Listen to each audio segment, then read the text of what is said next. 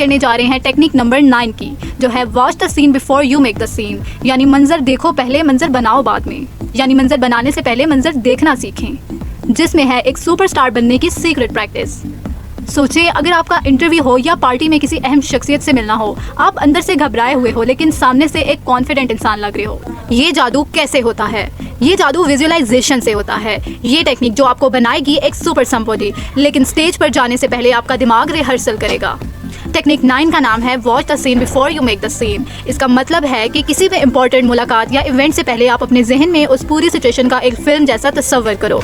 जैसे athletes race start करने से पहले अपने जहन में हर टर्न, हर जंप और हर फिनिश लाइन का तस्वर करते हैं, वैसे ही आप भी हर मुस्कुराहट, हर हैंडशेक और हर बात को पहले से रिहर्स करो।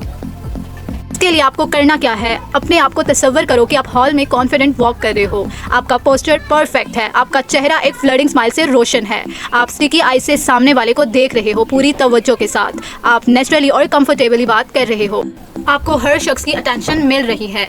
ये सब पहले आपका दिमाग इमेजिन करेगा और जब रियल लाइफ में सीन